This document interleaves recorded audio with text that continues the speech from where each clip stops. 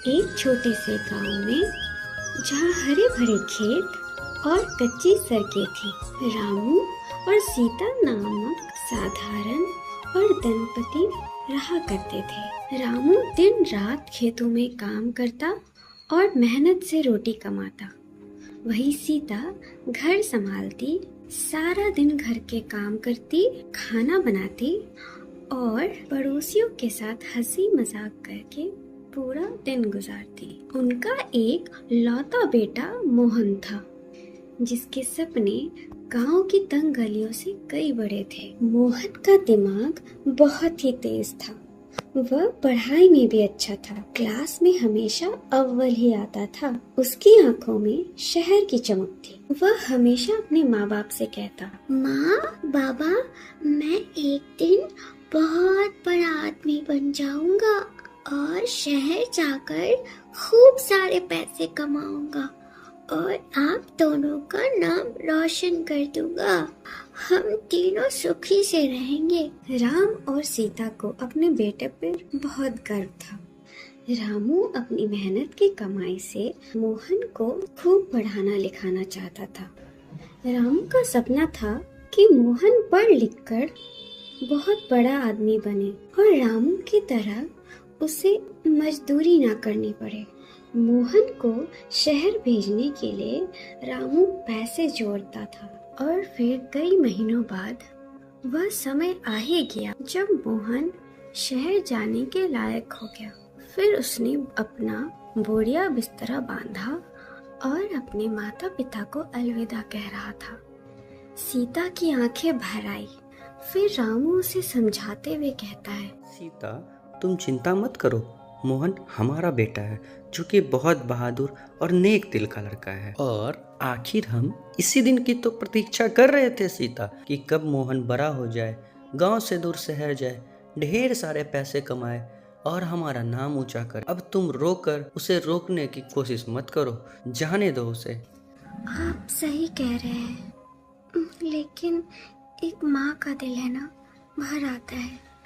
मोहन, तुम हमें वहाँ जाकर भूल मत जाना और बाहर का उल्टा सीधा कुछ मत खाना। बेटा, तुम अपना ख्याल रखना। हमारा आशीर्वाद तुम्हारे साथ सदैव रहेगा। सीता, अब उसे जाने भी दो, ट्रेन छूट जाएगी नहीं तो। अरे नहीं नहीं, तुम जाओ बेटा। मोहन शहर पहुंच जाता है। शहर की चकाचौंध से मोहन की आंखें चमक उठती है। बड़ी बड़ी इमारतें, वहाँ का रहन सहन गांव से बहुत ही अलग होता है। शुरुआत में उसे बहुत घबराहट होने लगती है। अपने गांव से दूर, अपने माँ बाप से दूर वह पहली बार निकलता है। शहर के बारे काफी सुना तो था, पर अचानक देखकर घबरा सा जाता है। उसे अपनी माँ बाप की याद आती है, पर कुछ समय उसे अपना जीवन संघर्षों से काटना पड़ता है। कुछ समय उसे गरीबी में जीना पड़ता है। पढ़ा लिखा होने के बावजूद उसे नौकरी जल्दी नहीं मिलती। वह काम के लिए इधर उधर भटकता है और खाने को पैसे जुटा नहीं पाता है। कभी एक टाइम का खाना मिलता तो कभी दूसरे टाइम का नहीं। धीरे धीरे उसे आदत सी हो जाती है, लेकिन वह पीछे नहीं हट सकता था। उसे अपने माँ बाप से किया हुआ वादा याद आ जाता था। वह रोज सुबह उठता और अपने माँ बाप को याद करता। एक दिन मोहन को एक व्यापारी मिल जाता है। मोहन की मेहनत देख व्यापारी खुश हो जाता है और उसे काम पर रख लेता है। धीरे धीरे मोहन अपनी पकड़ बना लेता है और देखते ही देखते खुद का व्यापार शुरू करता है। व्यापार शुरू करते ही मोहन की किस्मत ही चमक जाती है।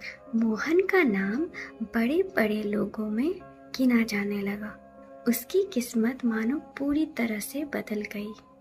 अब मोहन के पास सब कुछ था, बड़ा बंगला, बड़ी गाड़ी। मोहन का तो हुलिया ही बदल गया था। देखते ही देखते मोहन ने अनीता नाम की एक लड़की से शादी कर ली। फिर कुछ समय बाद उसने एक बेटी को जन्म दिया, जिसका नाम उन्होंने रिया रखा। रिया उनकी आंखों का तारा बन गई। लेकिन इस चमक धमक ने मोहन को अपना गांव ही भुला दिया। वह अपने माँ बाप को चिट्ठी लिखना भी भूल जाता है और ना ही उनकी खबर खोज करता है। गांव की सादगी मोहन को पुरानी और बेकार लगने लगती है। कई साल बीत गए। रामू और सीता की उम्र बढ़ रही थी। वे अब बूढ़े हो रहे थे, पर मोहन की याद उन्हें बहुत सताने लगी। गांव में मोहन की खबरें भी आती थी कि मोहन अब बहुत बड़ा सेठ बन चुका है। सीता अक्सर रामू को कहती, चलिए ना, देख ही आते हैं। मोहन की याद में हम लोग तड़पे जा रहे हैं। पता नहीं कब हमारी आंखें बंद हो जाए। मुझे पता है वो हमें बहुत याद करता होगा। कोई कारण जरूर रही होगी उसकी चिट्ठी ना आने की। एक बार देख ही आते हैं ना, तुम क्या कहते हो जी? रामू पहले हिचकिचाया, फिर उसने हामी भर दी। फिर ट्रेन से शहर को रवाना हो जाते हैं। वे दोनों मोहन के बंगले के सामने खड़े थे। उनकी आंखें फटी की फटी रह गई। इतना बड़ा बंगला शायद उन्होंने कभी न सोचा था। बंगले के बाहर एक बड़ा सा गेट था। वे लोग काफी झिझकते हुए गेट को खटखटाते हैं। फिर एक नौकर गेट खोलने आता है। फिर मोहन सूट बूट पहने वहां आ जाता है। उसके माँ बाप, जो फटे पुराने कपड़े, चेहरे पे झुर्रियां और थकान लिए खड़े थे, उन्हें वो पहचान नहीं पाता है। फिर वो उनसे पूछता है, आप लोग कौन हैं और यहाँ क्यों आए हुए हैं? फिर सीता कहती है, बेटा तू हमें पहचाना नहीं? मैं तुम्हारी माँ और ये तुम्हारे बाबूजी। तू मजाक कर रहा है ना बेटा? तू तो आया नहीं। देख, हम ही लोग आ गए तेरे पास। कैसा है तू? कितना बड़ा हो गया है, और ये सूट बूट, बिल्कुल हीरो लग रहा है तू। इधर आ बेटे। मोहन अपने माँ बाप को पहचान लेता है, पर मानने से इनकार कर देता है, क्योंकि पड़ोसियों की नजर उन पे आ जाती है। वे लोग गौर से उसे देख रहे थे। मोहन सोचता है कि इन गरीब बुजुर्ग को अगर वो उन्हें माँ बाप बता दे तो मोहन का अपमान हो जाएगा, सोसाइटी में उसकी बदनामी हो जाएगी। इसीलिए वह गुस्से से कहता है, अरे कुछ भी, तुम लोग बोल दोगे मैं तुम्हारा माँ बाप हूँ तो क्या मैं मान जाऊँगा? बड़े बड़े लोगों को देख के ऐसे ही तुम लोग जैसे लोग बोलते हैं कि मेरा बेटा है, मेरा बेटा है। मेरा वक्त जाया मत करो और तुम लोग यहाँ से चले जाओ। सीता बिलख कर रोने लग जाती है। फिर रामू उसे संभालता है और समझाता है, सीता चलो यहाँ से, शहर की चकाचौंध ने इसे अंधा कर दिया है। ये अपने बूढ़े माँ बाप को भी भूल चुका है। चलो यहाँ से सीता, एक दिन ये खुद ही आएगा हमारे पास। सीता और रामू निराश होकर गांव लौट आते हैं। सीता का दिल टूट चुका होता है। उसे विश्वास ही नहीं होता कि उसके बेटे ने ऐसा किया है। सीता अब भी इसी उम्मीद में थी कि उसका बेटा एक दिन लौट आएगा। फिर रामू भी सीता को हरदम समझाता रहे, सीता कब तक याद करोगे उस नालायक को? भूल जाओ उसे, वो नहीं आने वाला अब कभी। समय बीतता गया और मोहन उस शहर का सबसे रईस आदमी बन गया। पर ये चकाचौंध कब तक साथ देती?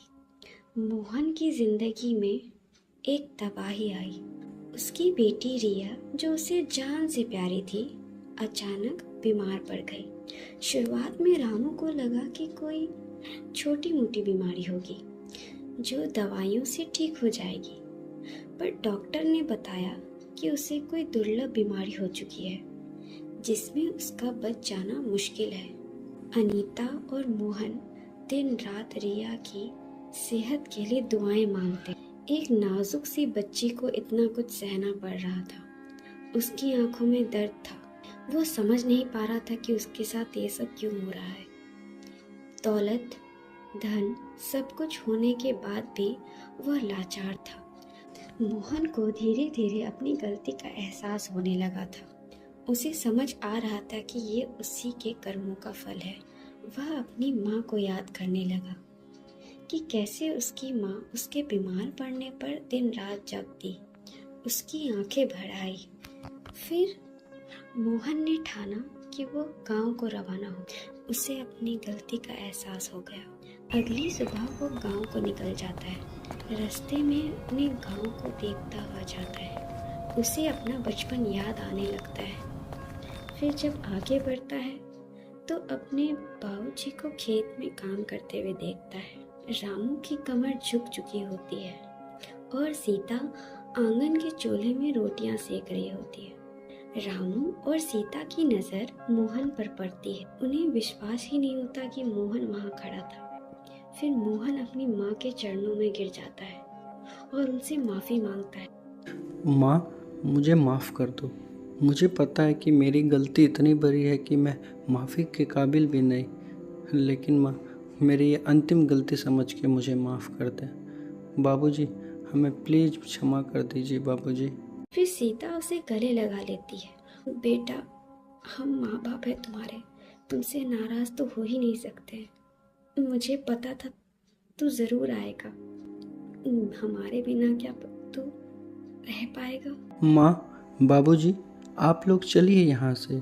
यहाँ आप लोगों को बहुत दुख और तकलीफ़ हो रही है। हम लोग अपने घर शहर में रहेंगे। वहाँ आप, मैं, मेरी बच्ची, हमारी बीवी सब मिलके हंसी खुशी से रहेंगे बाबूजी। चलिए यहाँ से। रामू मोहन को माफ कर देता है और उसे कहता है, चल बेटा, घर चलते हैं। रामू और सीता अब मोहन के साथ रहने लगते हैं। सीता रिया का पूरा ख्याल रखती है। उसे हल्दी दूध पिलाती, घरेलू नुस्खे आजमाती ताकि रिया जल्दी ही ठीक हो जाए। रिया की पुरानी मुस्कान वापस आने लगी थी। वह पहले की तरह खेलने लगी थी। धीरे धीरे उसकी बीमारी में सुधार आने लगता है कि जो काम दवा नहीं कर सकी वह बुजुर्गों की दुआ काम गई। फिर एक दिन रिया सीता से कहती है, दादी, मैं आप लोगों के कारण ठीक हो गई हूँ। Thank you so much. Mohan और अनीता की आंखें भर आई। फिर उन्होंने माँ बाबूजी का आशीर्वाद लिया।